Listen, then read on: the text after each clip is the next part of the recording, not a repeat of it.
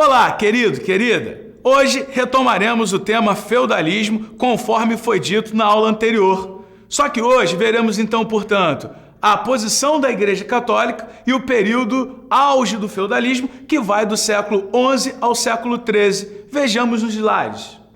Igreja Católica, elemento de unificação sociocultural, ditava os costumes, a ordem, os valores e produzia a cultura erudita, teocentrismo. Grande senhora feudal, marca a venda de indulgências, introduzia os filhos de senhores no clero e monopolizava o saber. A Igreja Católica, durante o feudalismo, então, portanto, se fortaleceu bastante, ok? E a partir daí que ela, como elemento centralizador, consegue unir a cristandade em torno de um objetivo único, que é as cruzadas até Jerusalém, Cidade Santa. Vejamos os slides.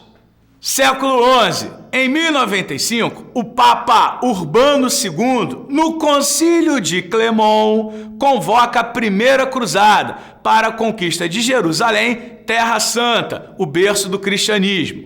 Interesses em jogo, encorajamento para as cruzadas. O imperador bizantino desejava o apoio militar do Ocidente para deter o avanço muçulmano no Oriente.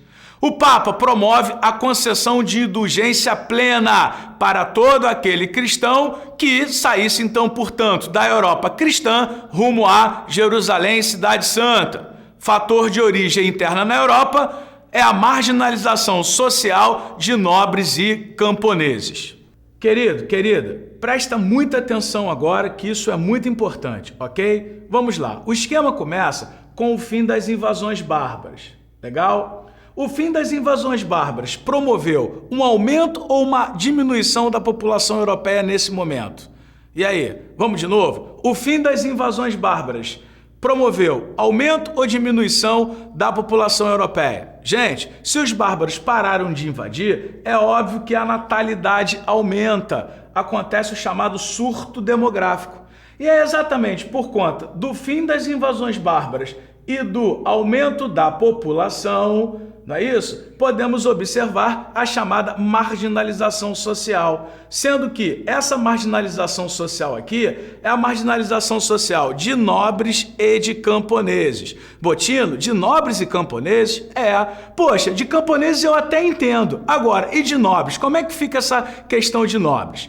Rapaziada, a parada é o seguinte, no feudalismo, né? O filho mais velho é o único a herdar o feudo e o sobrenome do pai. Então, portanto, numa família de 3, 4, 5 filhos, apenas o primogênito herda o título, o feudo e tudo mais. Legal? E aí, como é que fica a situação do segundogênito, do terceirogênito, né? Marginalização social. Legal. E o camponês? Com o aumento demográfico, os feudos se tornaram bastante inchados. Os senhores feudais, portanto, expulsaram os camponeses do feudo. Beleza? Até porque não estava tendo lugar para se plantar, aumentar a produção de alimentos. Isso demonstra a marginalização social do camponês. O camponês, então, portanto, fica sem lugar para morar e fica também sem ter o que comer, sem ter o que plantar. Muito bom. O que o camponês, então, precisa? De um novo lugar para morar e precisa também de uma nova atividade econômica.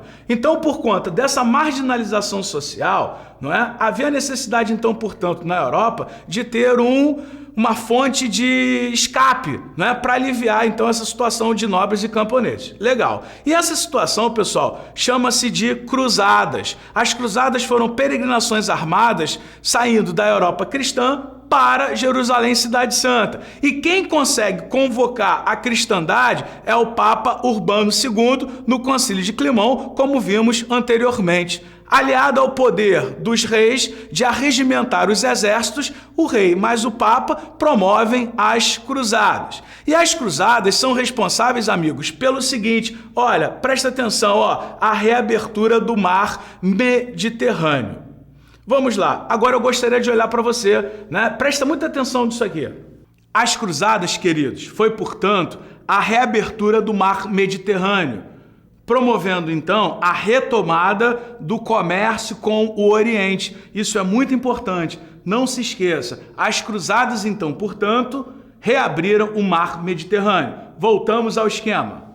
A reabertura do mar Mediterrâneo tem como consequência o chamado renascimento comercial e o renascimento urbano.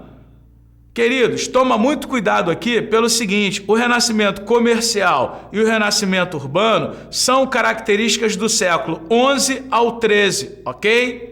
Vamos lá, renascimento comercial, bancos, moeda, novas rotas marítimas, como por exemplo, a reabertura do mar Mediterrâneo, monopólio de Gênova e Veneza, rota do Mar do Norte pela Liga Hanseática, e a formação, por exemplo, de uma das mais importantes feiras desse momento, a Feira de Champagne. A reabertura do mar Mediterrâneo traz também o renascimento urbano, o desenvolvimento, a formação e desenvolvimento da burguesia, o trabalho livre e a formação das corporações de ofício. Vejamos algumas características específicas, então, portanto, do renascimento comercial e do renascimento urbano.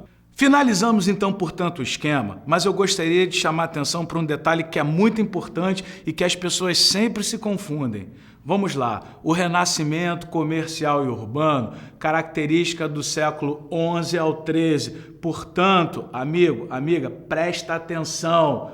Idade Média, auge da Idade Média. O renascimento cultural, somente século XVI, que será tema de próximas aulas, com certeza, ok? Então vamos finalizar o renascimento comercial e urbano, vejamos os slides. Renascimento comercial, características gerais, novas rotas, as feiras, moeda, bancos, oficina, mestre artesão, companheiros ou oficiais, corporação, corporação de ofício, guildas e hanças.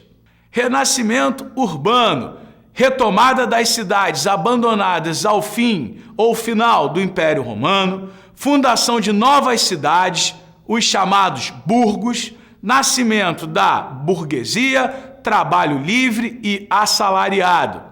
Gostaria então, portanto, de chamar a atenção para a formação da burguesia. Lembre-se que a burguesia, quando nasce, são aqueles camponeses que foram expulsos do feudo, que no primeiro momento viviam como artesãos, beleza? Com o renascimento comercial e urbano, com a reabertura no mar Mediterrâneo, essas pessoas que moravam nos burgos partiram então para o Oriente e desenvolveram novas atividades econômicas com destaque para o comércio. Com o passar dos anos dentro do período moderno, aí que observamos o fortalecimento da burguesia, não é? Onde o burguês se torna então, portanto, o grande comerciante. Atenção, não é? Essa burguesia que nasce é uma burguesia frágil, é uma burguesia que trabalha, não é? Com o comércio caminhando, começando, beleza? Só no final do período, então, portanto, que nós teremos aquela burguesia forte e poderosa que conhecemos hoje, ok? Pessoal, é isso aí.